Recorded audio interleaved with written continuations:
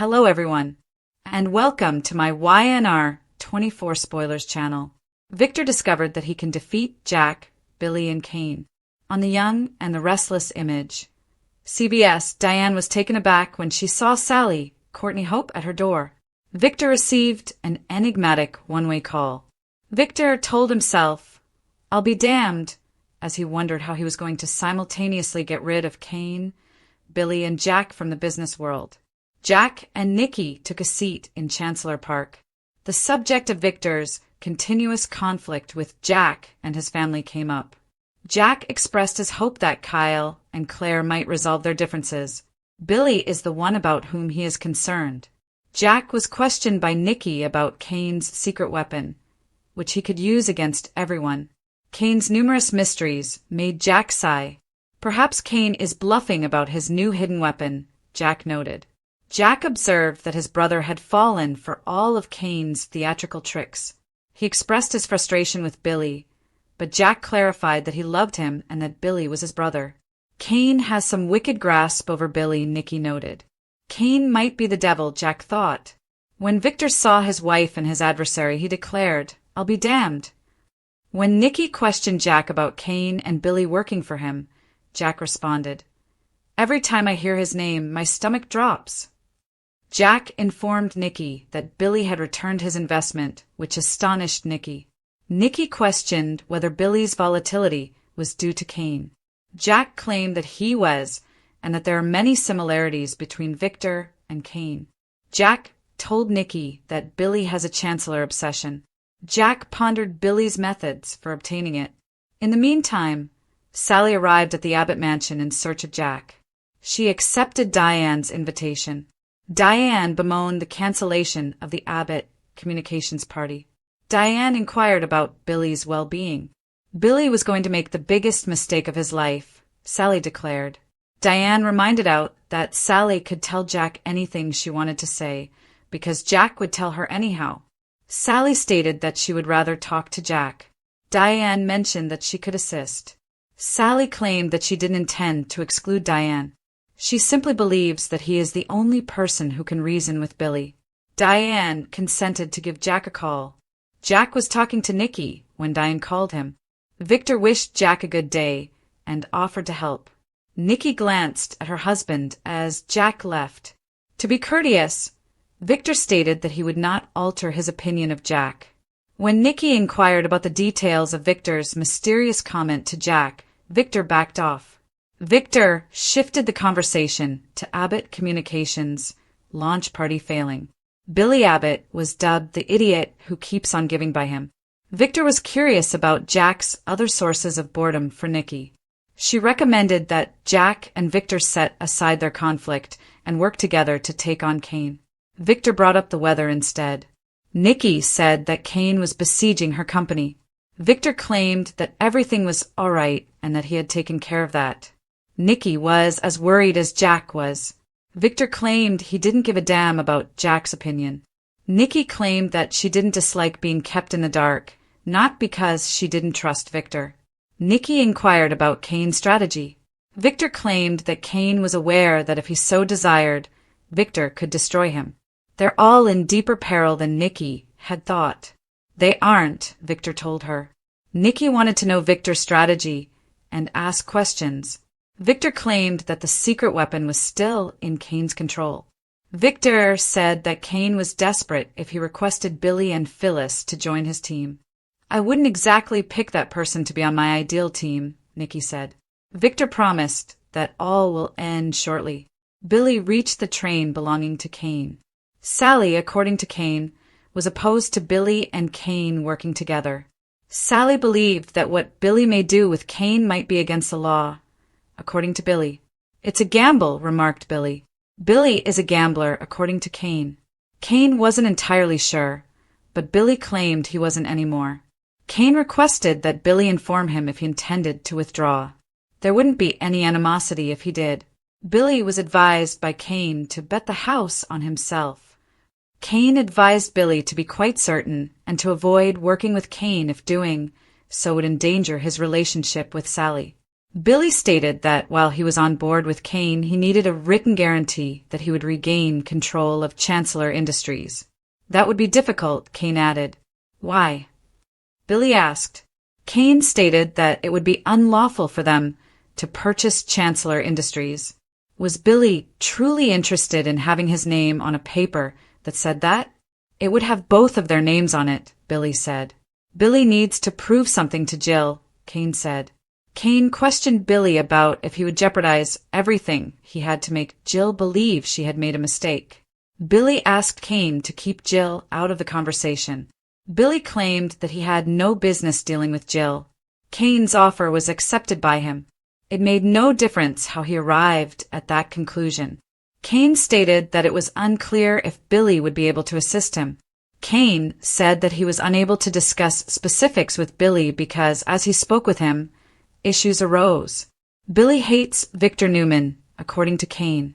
Billy stated that he would not mind if Victor was injured. Billy was told by Kane not to concentrate on the feeling. Sally was a liability, according to Kane. If she was upset or felt deceived by Billy's decision to pick Chancellor Industries over her, he said she might respond badly. Kane feared Sally would betray Billy.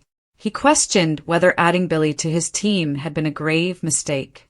Kane was told by Billy that his strategy leaves him with blood on his hands. Billy claimed that while Kane was building his riches, he had been gone for 6 years. But while he was doing that, his family didn't judge him. Billy claimed that Kane was busy riding train wagons and went by the identity Aristotle Dumas. Billy was here, battling in Genoa City at the time. Billy remarked, "I can prove it with my scars." Billy claimed to have faced his adversaries, family and demons, and he was aware that Victor and others were relieved that Billy had suffered some setbacks. Billy claimed that his superpower is that he takes things personally. Billy claimed that after being knocked down numerous times, he always gets back up. He stated that Victor is not depressed by his media hits. They actually strengthen him. He claimed to be aware of his goals and how to pursue them. Victor Newman broke down and begged for forgiveness after Billy assured Kane that he could get them both what they want. When Jack got home, Diane, and he sat down with Sally. She articulated her point of view emotionally.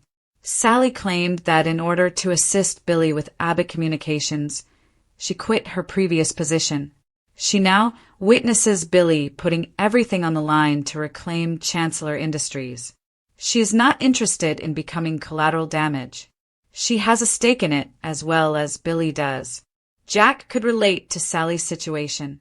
Jack informed Sally that they had already traveled this path with Billy. Sally claimed that she put a lot of effort into making the launch party a success. Sally was asked by Diane if she was there to persuade Jack to reinvest with her in order to save Abbott Communications, which would otherwise be doomed. Diane pointed out that it's not a bad idea for Jack to reinvest, but Sally said that wasn't why she had come to see him. "Billy is important to me. I'm here for it," Sally remarked. Sally was queried about Kane's new plan by Jack. Kane's proposal is unlawful in every manner imaginable, according to Sally. Kane wants Billy to do the grunt job while he keeps his hands clean, Sally says. "What's the plan?" Jack said. Sally clarified that Kane used artificial intelligence technologies to break into businesses. According to Jack, they are protected from that. The program sees around that, Sally added. Jack and Diane could see how that may destroy a business. Billy supported this, according to Sally, because he desired Chancellor Industries. Jack pondered whether Jabot was in danger as well. Billy only wants Chancellor Industries, not Jabot, according to Sally. Diane proposed that Billy may be blackmailed by Kane. Sally disclosed that Billy would activate Kane after obtaining the program. Billy wanted to pursue Victor directly, according to Sally. Billy will utilize the software to obtain funds for Abbott Communications and Newman from Victor, according to Sally. Jack assured Sally that Abbott Communications was not the source of his cash. Sally was shocked to learn that Billy had misled her. "What made me ruin my life for this?" Sally moaned. Jack noted that by inflaming Billy's animosity toward Victor and their shared past with Jill, Kane was able to set him off. Billy fights harder because of that. Sally stated that she cannot place all the blame on Kane. Sally claimed that she informed Billy that Kane would control them and that his idea was crazy. Or in jail, Diane joked. Billy didn't listen, according to Sally. Sally made the proper decision, according to Jack. Billy infuriated Sally. She would not be there if she didn't still love Billy, Jack noted. Sally wasn't certain that her departure would persuade him. With tears in her eyes, Sally pleaded with Jack to act. Jack claimed that even though Billy hears what Jack says to him, he still acts in his own way. Diane pointed out that Billy has frequently made poor choices. Billy would have to fend for himself, Jack sighed.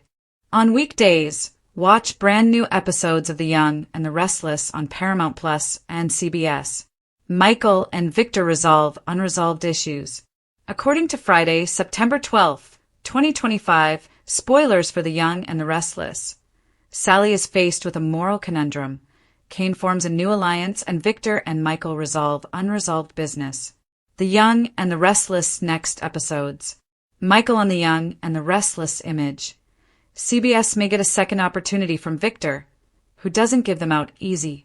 Michael Baldwin brought information on Kane to his former boss, Victor Newman. Victor was ahead of schedule as usual. Michael recognized that he could assist Victor, whom he views as a friend and, dare we say it, a father figure in addition to a former customer. Watch for Victor and Michael to resolve some outstanding issues on Friday's show. Has Michael been able to inform Victor about Kane already? Or is Michael being paid again by this company, establishing a friendship? On The Young and the Restless image. JPI, Kane might soon have a companion to sit with him at the bar. Because of what happened in France, Kane doesn't have many friends in Genoa City. If Kane hadn't been so evasive, both Chance and Damien would have avoided their respective destinies. Keep an eye out for Kane to form a new alliance on Friday's broadcast. However, this does not necessarily entail forming a new friendship. Kane has wealth, and wealth speaks. In order to mend the rift in his connection with his off-screen kids, Maddie and Charlie, Kane is currently interested in forming partnerships. It doesn't matter if he has to use his fortune to win people around to his cause. Kane needs as many allies as possible. Sally's predicament. Sally sympathizes with her friend Audra, but she will soon have to deal with a problem that can damage their friendship on The Young and the Restless image. JPI. Billy Abbott has a wonderful partner in Sally Spectra. She helps him make the best choice possible. Audra Charles is also a good friend of Sally's. In her recent interactions with Victor and Kyle, Audra hasn't exactly behaved morally, but Sally hasn't passed judgment on her friend. Rather, she has offered her a job to help her find meaning in life. Watch for Sally to encounter a predicament on Friday's episode. Will she be given the option to do what could be best for herself or a loved one, or to stick to what she feels is morally correct? Victor Newman had always adhered to the belief that authority was something that was acquired, protected, and used carefully. He had ruled Genoa City for decades, frequently fusing the roles of patriarch and dictator, protector and tyrant. Victor, however, was up against more than one foe this time. He had found a gap, a unique combination of vulnerability, conceit, and despair that put Kane Ashby, Billy Abbott, and Jack Abbott on the same battlefield. And he felt a sinister rush when he realized he could defeat them all with a single move. After that enigmatic phone call, Victor mumbled, "I'll be damned," with satisfaction rather than surprise. He had always got the feeling that Kane was hatching a new plot, entangling Billy in it while jabbing at Jack's weaknesses. Victor, however, had evidence now. He also took the long view, in contrast to his adversaries. Nikki was the only one who sensed the threat instantly. Her intuition told her there was more going on than corporate gamesmanship when she encountered Jack in Chancellor Park and heard him express his emotions regarding Kane and Billy. Jack was right to be concerned because Billy, his brother, was a liability and an unpredictable opponent due to his wild behavior. Kane had returned with a weapon capable of upending entire empires, his flair for reimagining and charm laced with lies. When Jack admitted that Kane's alleged secret weapon was a mystery, Nicky's interest was piqued.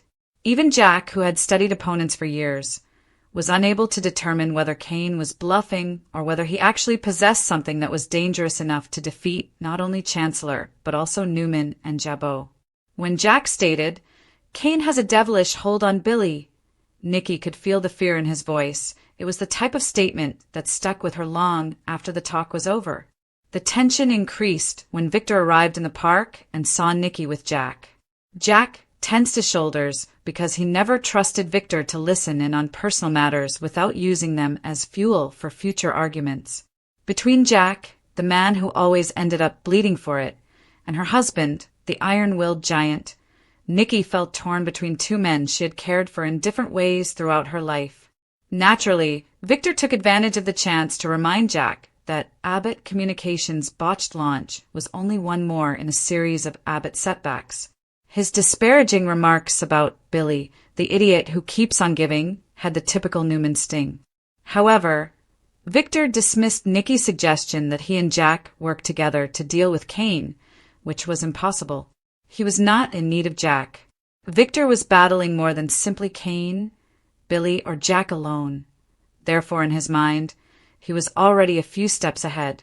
Their flaws would feed off one another like falling dominoes as he planned their destruction, which would cause them to collapse simultaneously. Kane and Billy's partnership, however, remained dormant. Kane had a talent for identifying Billy's weaknesses and pushing them until they became more noticeable. He held out Chancellor Industries, the one prize Billy couldn't turn down. Kane was aware that Billy's greatest source of motivation and his deepest hurt was his need for Jill's approval. Kane smirked inwardly every time Billy claimed that Jill was none of his business because Jill was Billy's business and, hence, Kane's biggest leverage. Kane's purpose in reminding Billy that their plan to reclaim Chancellor was unlawful was to see how far he would go, not to frighten him away. Despite Billy's insistence that he had changed, he knew that his gambler spirit was always seething beneath the surface. Kane's suggestion, "Bet the house on yourself," was a challenge more than a piece of advice. The irony was that Victor intended to utilize Billy's animosity toward him, which Kane purposefully fueled, to destroy him. Billy explained to Kane that his animosity toward Victor was a strength rather than a weakness. Every time Victor attempted to knock him down, he saw it as the motivation that kept him standing. Victor knew better than Billy, who had persuaded himself that his personal grudge was his superpower. Men were blinded by obsession. It affected their decision-making. Furthermore, Billy was unaware that he was turning into a piece in Kane's bigger plan, which Victor was now in a position to infiltrate and destroy, as Kane used Billy's animosity as a weapon. But Sally wasn't tricked. The truth she had been bearing heavy was exposed when she confronted Diane at the Abbott mansion. Kane's scheme was not only immoral, but also criminally irresponsible. Sally knew Billy trusted Jack more than anyone, even though he didn't always acknowledge it, so she was frantic to urge him to step in. When Sally informed Jack that she sacrificed everything, her profession, her independence, and her stability, to assist Billy in founding Abbott Communications, only to watch him ruin everything in a foolish pursuit of Chancellor, her anguish was evident. Jack was able to see through Sally's rage and see it for what it was. Love, although damaged. Diane recognized the risk of Kane's AI infiltration plan, despite her skepticism.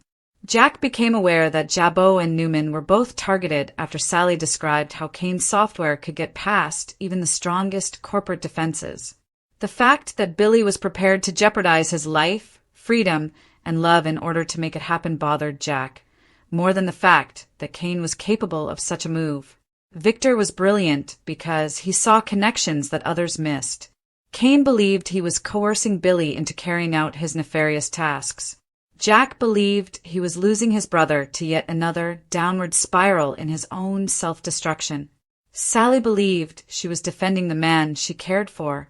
They were all unaware that Victor was already putting together his counterattack. It was no accident that Michael Baldwin rejoined Victor. Michael had already learned enough about Kane's previous activities in France, the enigmatic fortune he amassed, and the trail of shattered alliances he left behind, making him the ideal confidant to delve deeper into his resurgence under his alias, Aristotle Dumas, given his legal expertise and history of loyalty to Victor. If Kane's fortune served as the basis for his plans, Victor planned to erode it until the man was left with nothing but despair. Victor and Michael had unresolved business that went beyond the realm of professionalism. It was intimate. Victor was aware that Michael held him in high regard as a person who had influenced his life, not merely as a customer. Because of their relationship, Michael would follow Victor's example even if the tactics crossed ethical lines. Victor possessed something much more dangerous than Kane's AI weapon, which he might have believed was his trump card. Victor had an insider who could predict Kane's every move and destroy his enterprise from within. Not only did Michael give Victor information, but he also gave him a plan for hitting Kane where it stung most: his credibility. The timing of Victor's impending strike was what gave it such power. Billy's hunger for approval and Kane's readiness to take advantage of it made their alliance shaky. Even though his trust in Billy had been damaged, Jack was still hesitant to cut his brother off entirely because of his faith in him. Even though it was injured, Sally's love for Billy held her to him in ways that were difficult for her to break. Victor viewed these ties as vulnerabilities rather than barriers. He knew that lovers and families frequently provided their adversaries with more ammo than direct competitors could. He had more in mind than just exposing Kane's AI plot and damaging Billy's reputation. They were to be pitted against each other until they collapsed, leaving Victor unharmed and triumphant. Constantly Victor's conscience, Nikki questioned him about it. The more Victor rejected her worries, the more uneasy she became. Even when Victor told her he had everything under control, she could feel the storm building. However, Nikki had known Victor long enough to understand that his smiles and assurances that it will all be over soon rarely equated to tranquility. It was a call to war. Nikki's fear only grew when she realized that Kane, Billy, and Jack were all involved in this catastrophe. She was familiar enough with Victor to know that once he made up his mind to take someone down, he didn't stop until the person was completely destroyed.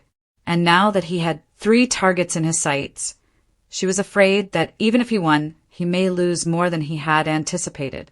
The following actions would swiftly escalate, as the spoilers for Friday indicated. The ideal storm would be created by Kane's search for allies, Billy's careless gamble, Jack's desperate attempt to keep his family safe, and Sally's moral quandary. Victor Newman would be waiting in the middle of it, not only to live, but to win. Whether Victor could defeat Kane, Billy, and Jack was not the question. It was whether or not he could be stopped once he started his scheme.